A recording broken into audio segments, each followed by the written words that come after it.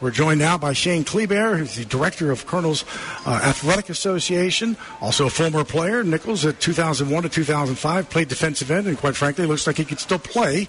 Been talking to Deuce a little bit. So in 2001, when were the Saints here? That was 1999, 2000. When was that year?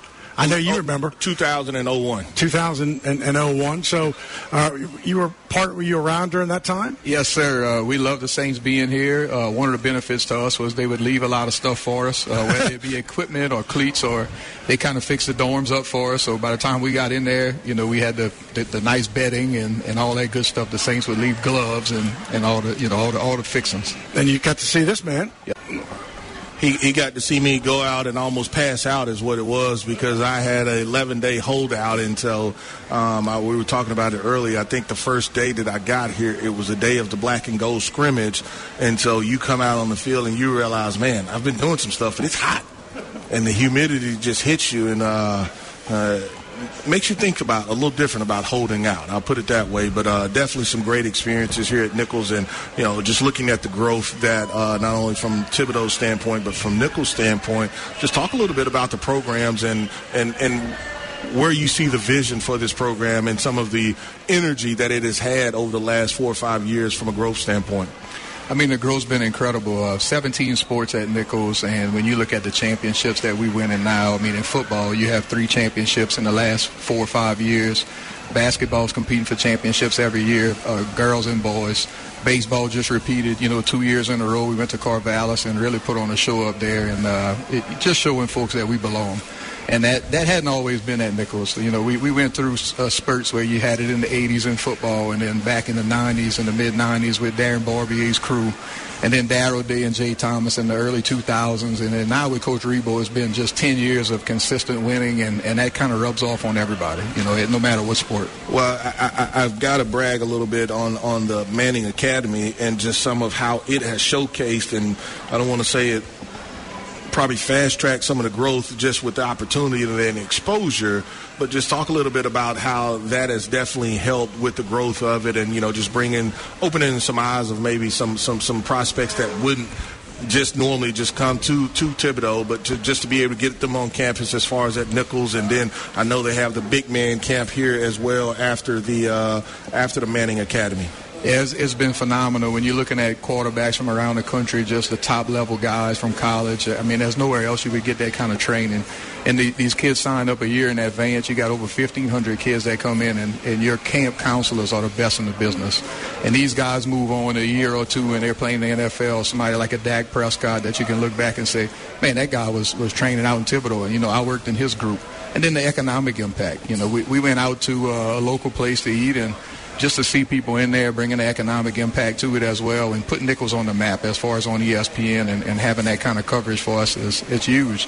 And then the lineman camp, I mean, you have 700 kids here, and then the next thing you know, how many D1 guys you have on campus, and so that's a big advantage, for coach to be able to go around and see this going on and see these guys up close and personal. So those 2 camps, I mean, you mentioned them, they're phenomenal. You got the Pro Combine camp, that's another one, but just a phenomenal opportunity for Nicholls to be a part of these kids' lives and for them to look back and say, hey, I attended the lineman camp. I did it myself in '98, and so my kid attended a couple of years ago, so it was kind of like passing the torch, and some of the same coaches have been there the whole time. The ability to have like a Tim Rebo and, because he's local, Destrehan, right? LSU grad, right? Playing against him tomorrow, and his first college job was here. But it is the stability. 4 times, including last year, you go to the FCS playoffs. So it's going to be there. I'm not saying it's going to be forever, but just to have that stability there has got to mean a lot. It means a lot, and to have that continuity here in football. Coach Rebo's been here, it's going on 10 years now, and he's had the same offense and defensive coordinator there the whole time. So just to have that continuity here at Nicholls, that's huge. I mean, we don't always see that.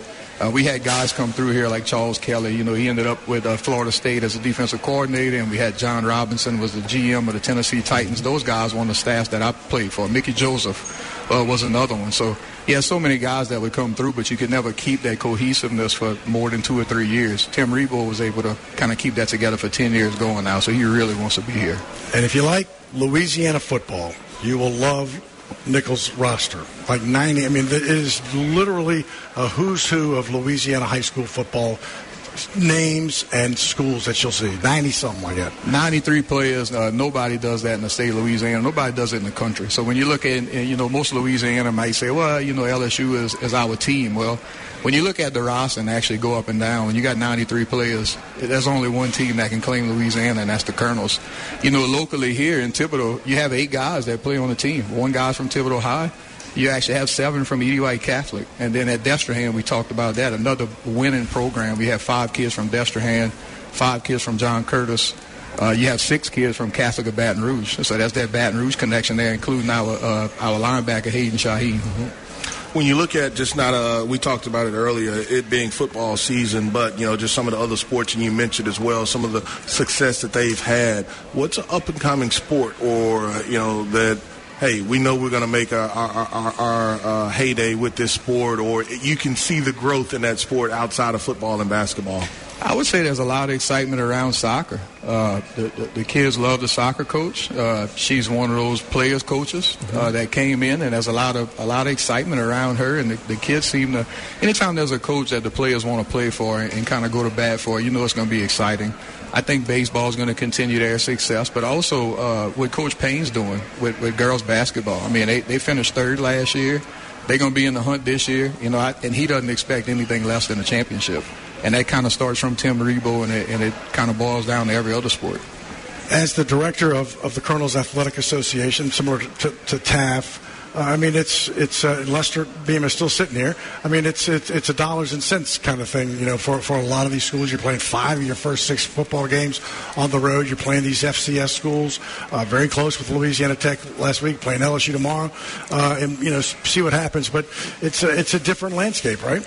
It's a much different landscape. Just when you look at the scholarship count, that's about a 20 scholarship count difference when you play these schools. But no Tim Rebo team is going to take the field and just be happy to be there.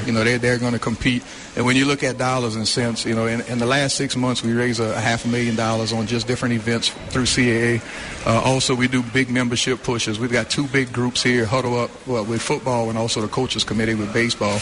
And everybody's kind of jumping on board. Now we have a Diamond Club starting with softball, and we Under Par Club with golf. And everybody wants to be a part of it, and they see that excitement that's going on. But when some people don't realize when you go out there and you play and you look, LSU's got a $204 million athletic budget.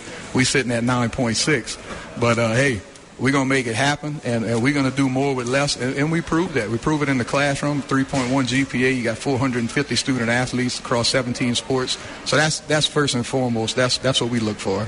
And there's no more important thing that you can see those students walk across the stage. As a former principal, I love to see it. I'm loving working with these guys now at the college level, and just being able to work with JT and see these kids graduate, come back.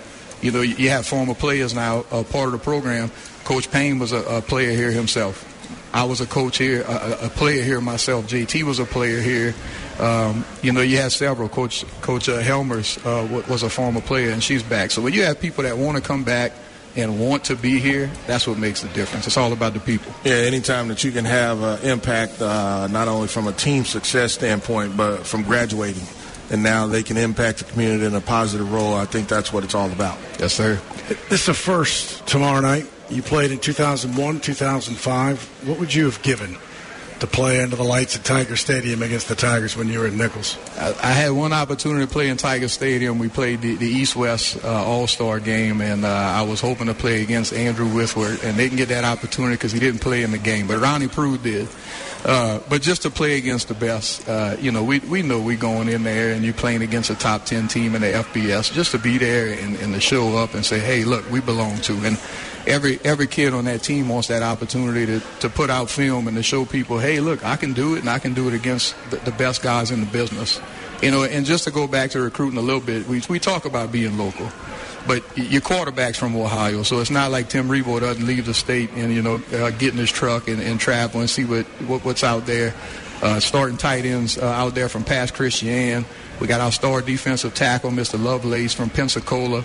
And, rumbling, stumbling, bumbling last week with a pick six, man. And I love to see him do it in Tiger Stadium. I know we wouldn't get that eruption of Tiger faithful, but you'd hear that 6,000, maybe 7,000 sprinkled in there. You'd hear us loud enough, I love it. I do too. Well, congratulations. Thanks a lot for spending some time with us. Best of luck. Just, it's a great atmosphere down here. I've always felt that way.